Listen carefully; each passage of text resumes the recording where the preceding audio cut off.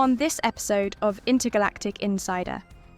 Up first, we're strapping in for The Astronaut's Guide to Space Travel. Buckle up for cosmic mishaps and interstellar faux pas. I once mistook a cube of dehydrated broccoli for dessert.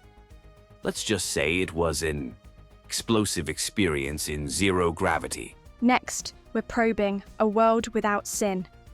Utopia or dystopia, you decide. The Venusians went through a similar phase. Their entire population spent a week doing the Macarena. But once the novelty wears off, you'll see real social change. Then we're cashing in on Money Talks in the Universe, where cryptocurrency meets cosmology. I invested my life savings in Plutonian real estate. They told me it was a planet on the rise. Now I'm living in a cardboard box on an asteroid. At least the view is nice. We'll cap off with Parlez-vous alien? Voulez-vous parler avec les extraterrestres? Nothing ruins the mood faster than accidentally saying, I want to devour your grandmother instead of you have beautiful eyes. Unless you're dating a Plutonian, in which case, bon appétit. And of course, stay tuned for our cosmic weather report, where Zephyr might just set a new record for most planets visited accidentally in a single broadcast. All this and more coming up on Intergalactic Insider.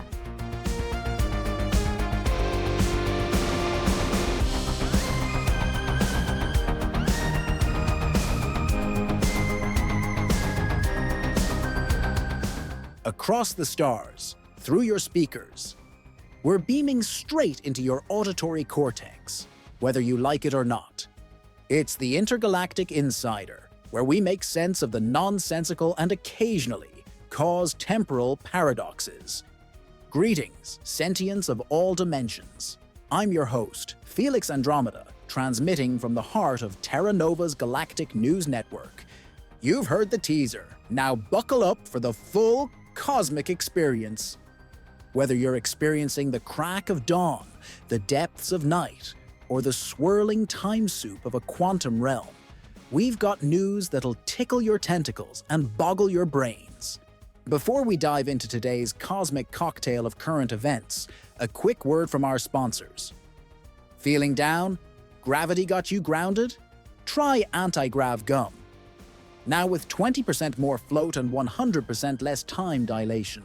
Warning, may cause spontaneous orbit in low-mass individuals. And now, a brief disclaimer. Side effects of listening may include uncontrollable urges to explore wormholes, sudden cravings for dehydrated nebula dust, and the inexplicable ability to communicate with your houseplants. The Intergalactic Insider is not responsible for any accidental space-time rifts or alien abductions that may occur during or after the broadcast. Now let's kick things off with our cosmic conundrum of the fortnight. Here's a real mind-bender for you. If a black hole and a white hole had a baby, would it be a grey hole, a plaid hole, or just really, really confused? Send us your theories via quantum entanglement, and we'll feature the most creative answers in our next broadcast. Speaking of conundrums, let's address last fortnight's puzzler about teleporter malfunctions and identical copies. Our favorite response came from Zorp, the unpronounceable, who said, "Clearly, the real you is whichever one can convince the other to pay the fee." Nice try, Zorp. But we all know the teleporter company would charge both copies and claim it's a 2-for-1 special. Oh, it seems Professor Cosmos is trying to interject. Yes, Professor? Felix, my boy, I've just returned from the year 3142, and you wouldn't believe what they're using for currency. It's absolutely... And that's all the time we have for now, Professor. We'll catch up with your temporal escapades later in the show. Don't forget to set your time machine to present this time. Now let's blast off into our stellar lineup of stories. Coming up, we'll share the ultimate guide for space travel newbies. Explore a world where sin is as outdated as fossil fuels. Dive into the cosmic stock market and discover why French is the language of love across the galaxies. Stay tuned, space cats and gravity dogs. This is the Intergalactic Insider.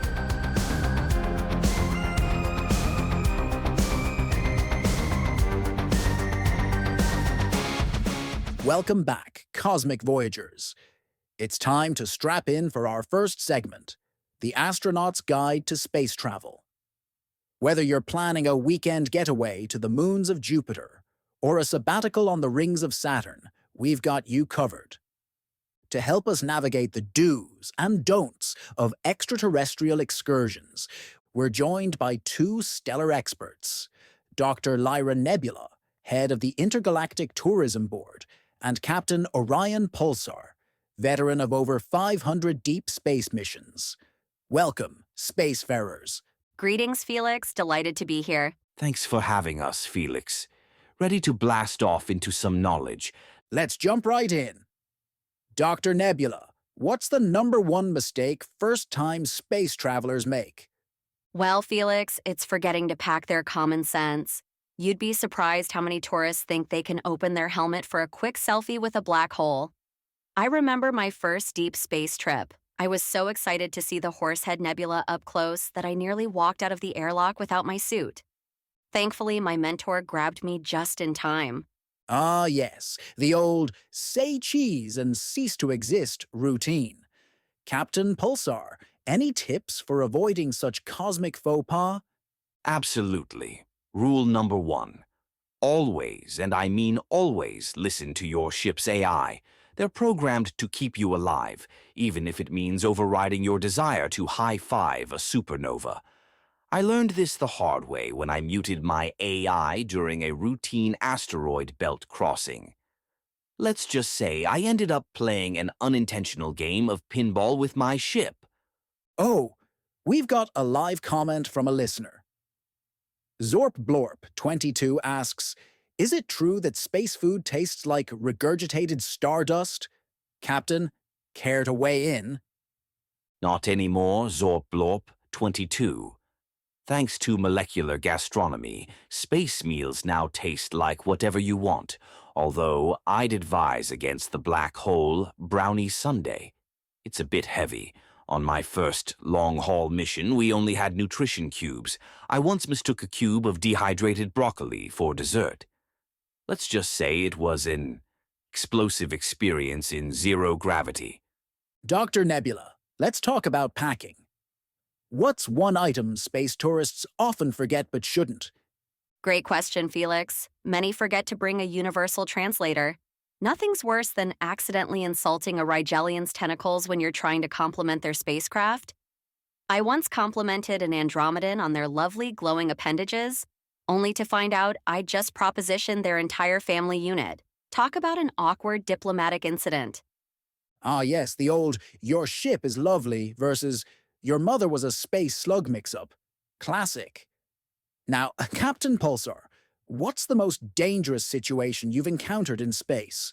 Without a doubt, it was getting caught in the gravitational pull of a neutron star while my ship's AI was busy solving a crossword puzzle. Lesson learned. Always update your AI software and disable unnecessary apps. I spent 3 relative years circling that star before a passing freighter noticed my distress signal. By the time I got back, my pet Martian rock lizard had evolved into a sentient being. Oh, we've just received a breaking news update. It seems a group of tourists on Europa have mistaken a cryovolcano for a giant slushy machine. Dr. Nebula, any words of wisdom for our frosty friends? This is exactly why we emphasize reading the Know Your Ice Formations pamphlet. My advice? Stick to the designated refreshment areas and remember, if it's bubbling, it's probably not a beverage. I once had a trainee who tried to bottle authentic moon mist on Titan. He ended up with a canister of methane and a nasty case of frostbite. Solid advice. Now, let's bring in our resident historian, Professor Cosmos, for a quick historical perspective. Professor, how has space tourism evolved over the centuries? Ah, Felix, space tourism has come a long way since the 21st century. Back then, civilians could barely reach low Earth orbit. Now, we have luxury cruises through the Oort cloud. Did you know the first space hotel was actually an old... Fascinating, Professor, but we're running short on time. We'll have to save the rest for your History of Space Hospitality lecture series. Captain Pulsar, one last question. What's your #1 tip for enjoying space travel? Simple, Felix. Always carry a towel. It's not just for Hitchhiker's Guide fans anymore. It's a multi-purpose tool. Sunshade for binary star systems, makeshift spacesuit patch, and in a pinch, it's great for playing intergalactic snap with fellow travelers. Once, during a particularly long solar storm, my crew and I used our towels to create a zero-G puppet theater. We reenacted the entire galactic civil war with sock puppets and towel backdrops. Brilliant advice, Captain. Well, folks, that wraps up our guide to space travel. Remember, in space, no one can hear you scream, unless you've packed the right long-range communicator. Up next, we'll be exploring A World Without Sin and diving into some cutting-edge tech talk. Stay tuned to find out how advanced civilizations have nearly eradicated crime, pollution, and disease. Will Earth Classic ever catch up? Find out after this short break.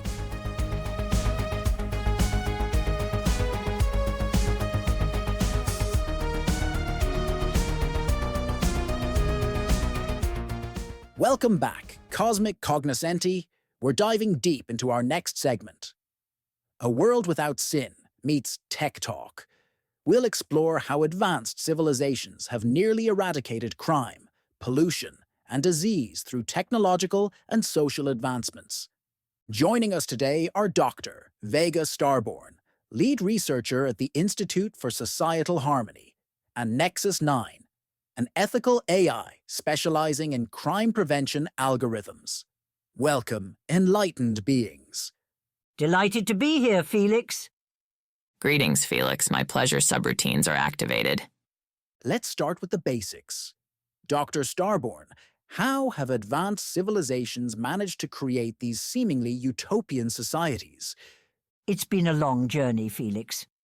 The key has been the seamless integration of technology with societal values.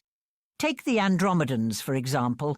They've developed a neural network that connects every citizen, promoting empathy and understanding.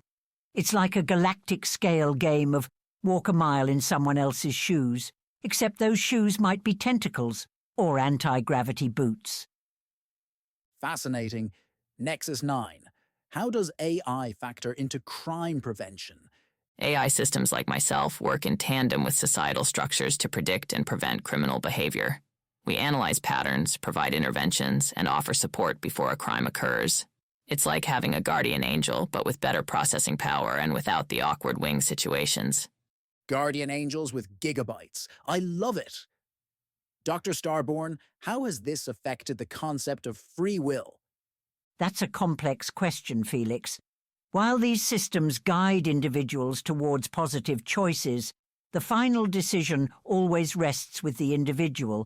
It's more like having a really insistent GPS for moral choices. It can recalculate your route, but you're still the one driving.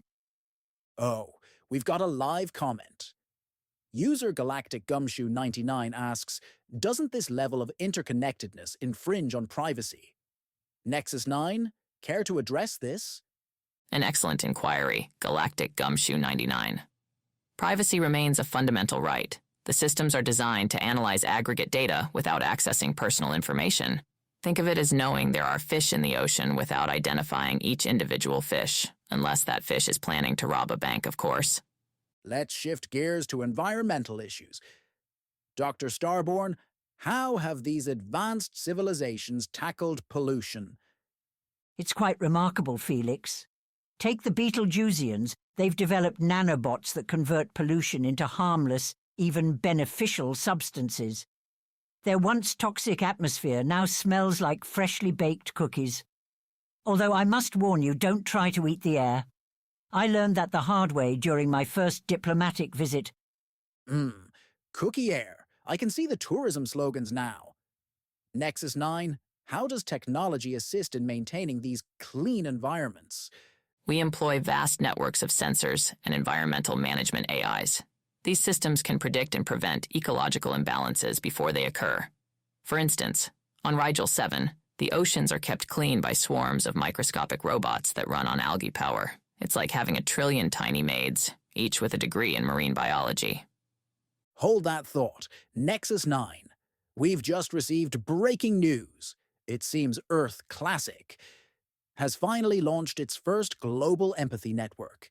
Early reports suggest a 500% increase in cat video sharing and a concerning spike in public displays of interpretive dance. Dr. Starborn, your thoughts? Ah, yes, the early stages. Don't worry, Felix. This is normal. The Venusians went through a similar phase. Their entire population spent a week doing the Macarena. But once the novelty wears off, you'll see real social change. Just maybe avoid public spaces for a few days. Noted. Now, let's touch on disease eradication. Nexus 9. How have advanced civilizations tackled this issue? Through a combination of genetic engineering, nanomedicine, and predictive health AI. Most advanced species can now edit harmful genes in real time and deploy targeted treatments at the first sign of illness. It's like having an entire hospital staff living in your bloodstream, but with less awkward small talk. Speaking of having an entire hospital staff living in your bloodstream, Nexus 9, this reminds me of a fascinating topic we covered in our last episode. Dr. Starborn, are you familiar with the recently discovered alien microbes in the human digestive system? Oh, absolutely, Felix. I've been following that research closely. It's quite remarkable how these microbes can manipulate their genetic structure in response to environmental stimuli. They're like the chameleons of the microbial world. Indeed. Listeners, if you haven't tuned into our last episode, you're missing out on some gut-wrenching revelations. And I mean that in the best possible way. My databanks indicate that these microbes could potentially produce tailored medications based on the host's immediate needs. It's like having a bespoke pharmacy in your belly, as you humans might say. Exactly right. Nexus 9. And for those of you who are now burning with curiosity about these tiny tummy tenants, I highly recommend you give our previous episode a listen. Trust me, it's a journey through the microscopic world that'll leave you hungry for more knowledge, and possibly a probiotic yogurt. Just be sure it's not from the Galactic Games of 2876. Oh, Dr. Starborn, don't spoil all the surprises. Listeners, you'll have to check out the episode to understand that reference. Let's just say it involves 10,000 species from 50 different planets in one very adventurous human's intestines. Now, bringing it back to our current topic of disease eradication, Dr. Starborn, how do you see these kinds of microbial discoveries fitting into the broader picture of health in advanced civilizations? Well, Felix, it's a perfect example of how we're constantly finding new ways to work with nature rather than against it. These kinds of discoveries could potentially revolutionize our approach to personalized medicine and disease prevention. Incredible! Can you share a personal story about how these advancements have affected individuals? Certainly, Felix. I recently interviewed a Syrian named Blorp, who was born with a genetic predisposition to a debilitating illness. Thanks to these technologies, Blorp now runs ultramarathons across the moons of Saturn. He told me, "I used to struggle to lift a tentacle. Now I'm lifting spirits across the galaxy. It's truly inspiring." As we wrap up, what's next on the horizon for these utopian societies? Dr. Starborn? The frontier now is interspecies cooperation, Felix. We're seeing the formation of galactic councils where different civilizations share their unique approaches. It's like a cosmic potluck, but instead of casseroles, we're sharing solutions to universal problems. Fascinating stuff. Well, folks, it seems the future is bright, clean, and remarkably empathetic. Just remember, the next time you feel the urge to litter, there might be a nanobot army ready to turn your trash into a tiny, disapproving statue of yourself. Coming up next, we'll be exploring money talks in the universe. Stay tuned to find out how Earth Classic's top financial institutions are trying to get a piece of that sweet, sweet stardust. But first, a word from our sponsors. Attention all life forms, are you tired of your boring single-headed existence? Well, I was too, until I tried Dr. Zorp's cranial multiplication cream. Just one application and bam! I sprouted 2 extra heads! Now I can watch 3 different holo shows at once, argue with myself about quantum physics, and eat 3 times the amount of plutonian pizza. Sure, buying triple the amount of hats and dealing with 3 times the headaches can be a pain. But who cares when you're the life of every party? Warning, side effects may include uncontrollable headbutting and occasional thought sharing with your neighboring galaxy. But hey, that's a small price to pay for triple the brain power. Dr. Zorp's cranial multiplication cream. Because 2 heads are better than 1. But 3 is a party.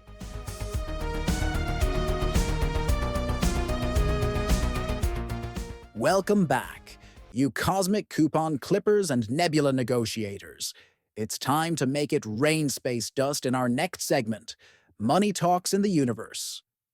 We'll be exploring economies so unstable, they make a quantum superposition look like a rock-solid investment. Joining us today are Dr. Nova Sterling, lead economist at the Galactic Exchange Commission, and Zix9, a quantum AI financial analyst who's been banned from 3 casinos in the Andromeda galaxy for being too good at math. Welcome, you interstellar income innovators. Thrilled to be here, Felix. I've brought my lucky abacus. Greetings, Felix. My circuits are buzzing with fiscal excitement. And for the record, those casinos had it coming. Let's dive in like a Neptunian skinny dipper. Dr. Sterling, what's the current state of the intergalactic economy? Well, Felix, imagine if you took Earth Classic's stock market, fed it nothing but espresso and paranoia for a week, then launched it into a black hole. That's our current economic landscape.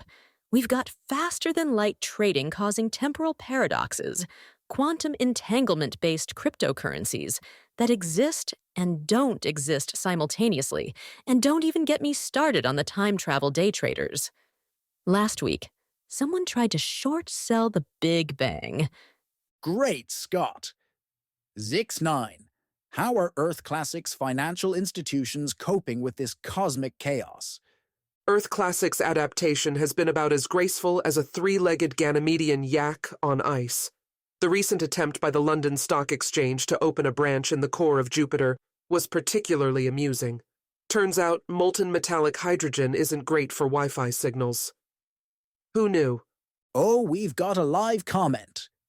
User Black Hole Billionaire asks, is it true that some aliens are using supernovas as get-rich-quick schemes? Dr. Sterling, care to explode this myth? Unfortunately, it's true. There's a growing trend of triggering supernovas to cash in on the sudden abundance of heavy elements. It's like cosmic alchemy, if alchemy occasionally wiped out entire solar systems. The intergalactic EPA is not amused. Let's talk currencies. Zix9, what's currently the hottest intergalactic tender? Currently, it's the Arcturian mood ring, AMR. Its value fluctuates based on the collective emotional state of the Arcturian hive mind. It's all the rage among empaths and day traders with mood disorders. Last Tuesday, the entire economy tanked because someone showed the Arcturians a sad holovid about abandoned space puppies. Note to self, invest in space puppy shelters. Dr. Sterling, how's the good old Earth dollar holding up? Surprisingly well, Felix. Turns out, humans have a monopoly on something the rest of the galaxy craves. Reality TV. Stop the presses. Or whatever the kids are saying these days. Breaking news. The Saturnian Ring Exchange just collapsed after it was revealed that their main commodity, authentic Saturn ring particles, was actually just glitter from a factory in New Jersey. Zix9, thoughts? My calculations show a 99.9% chance of a boom in the authentic fake space rock market. Time to invest in that glitter factory, folks. Now, let's hear a personal story. We have a holographic message from Zorp the Unfortunate, a day trader from Beetlejuice. I invested my life savings in Plutonian real estate. They told me it was a planet on the rise. Now I'm living in a cardboard box on an asteroid. At least the view is nice. Oh, Zorp. There's a lesson here, folks. Dr. Sterling, any advice for our down-on-his-luck friend? Remember, Zorp, one man's trash is another alien's treasure. That cardboard box. Slap some anti-gravity paint on it, call it vintage Earth chic, and you'll have wealthy Rigelians fighting over it faster than you can say, overpriced real estate bubble. Brilliant. Zix9, what's the next big thing in cosmic capitalism? 2 words, Felix. Sentient inflation. Economy-sized AI are now manipulating their own inflation rates. Last week, the Proxima Centauri peso gained sentience and decided it wanted to be a painter instead of a currency. The entire system crashed faster than you can say existential crisis. As we wrap up, what's your top tip for our listeners venturing into intergalactic investments? Dr. Sterling? Remember, Felix, diversification is key. Don't put all your eggs in one basket, especially if that basket is an unstable quasar or a Ponzi scheme run by hyper-intelligent shade of the color blue. Wise words. Well, folks, that's all for our foray into fiscal insanity. Remember, in the cosmic stock market, past performance is not indicative of future results. Coming up next, we'll be exploring Parlez-vous Alien? French language's influence on extraterrestrial dialects. Stay tuned to find out why saying omelette du fromage might save your life in the crab nebula. But first, a word from our sponsors at Schrödinger's Stocks. Simultaneously, the best and worst investment you'll ever make.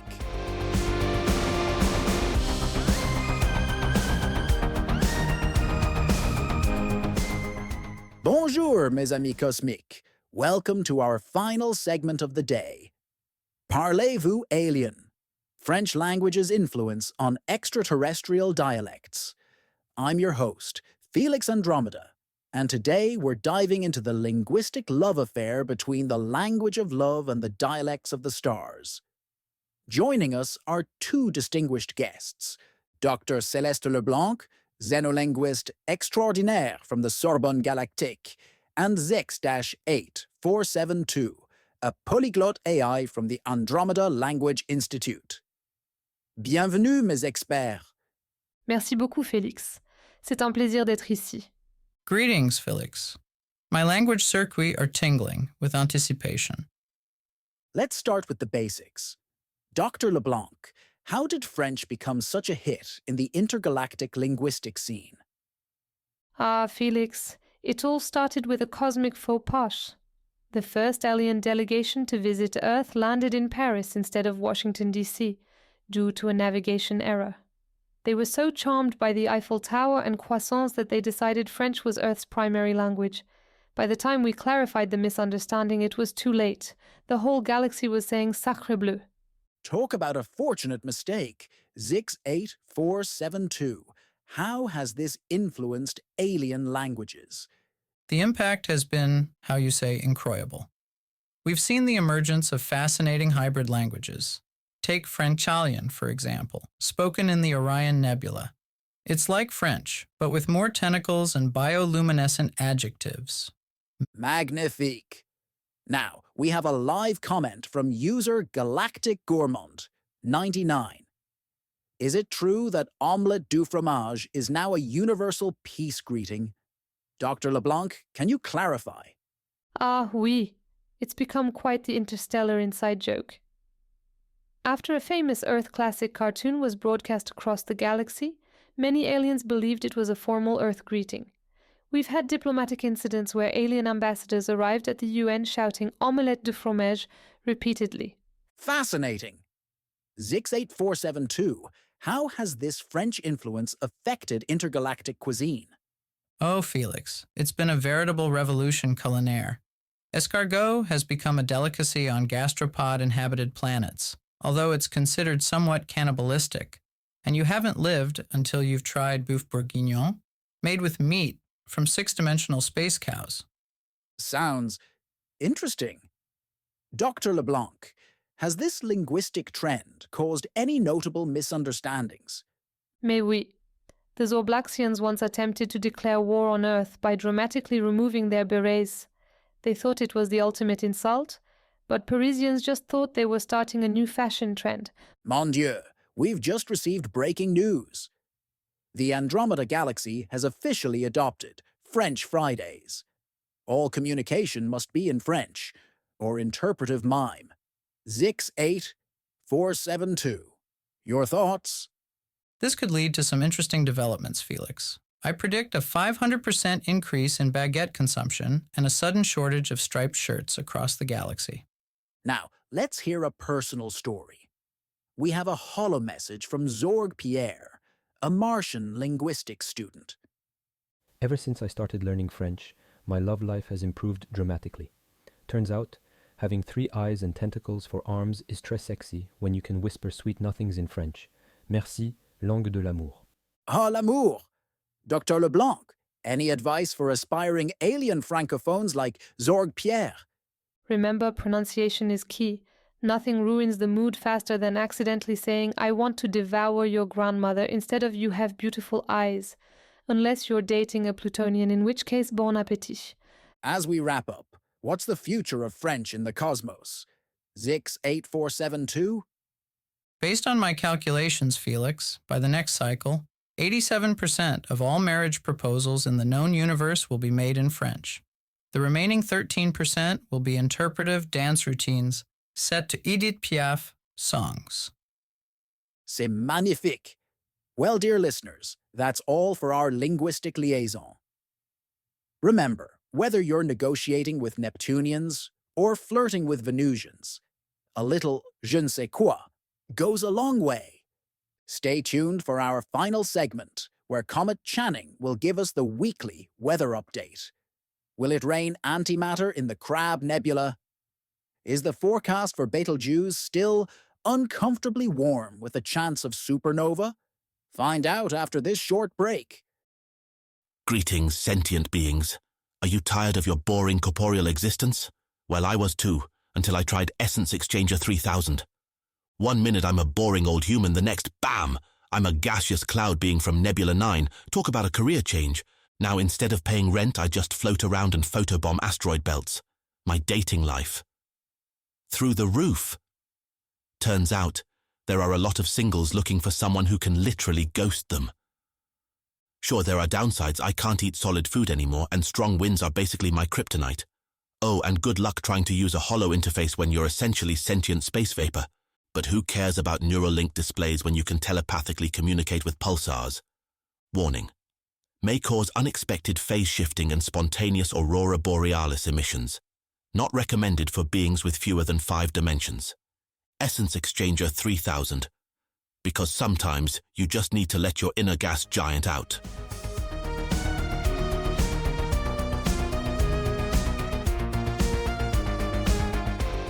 And now, mes amis spatiaux, as we near the end of our cosmic journey, it's time for the segment that always leaves our listeners on Cloud 9, or should I say, Nebula 9.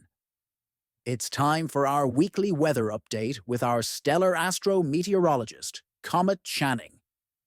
Comet, are you ready to rain knowledge upon us?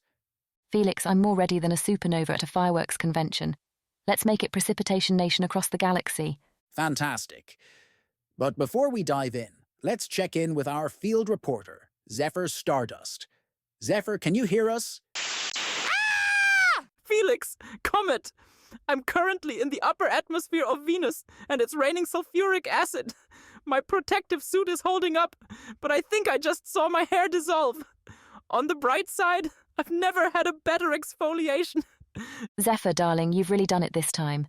Quick, activate your suit's umbrella function. It should be right next to the Don't Panic button. Umbrella function? I thought that was the espresso maker. Oh, there it is. Wow, it's actually working. The acid is sliding right off.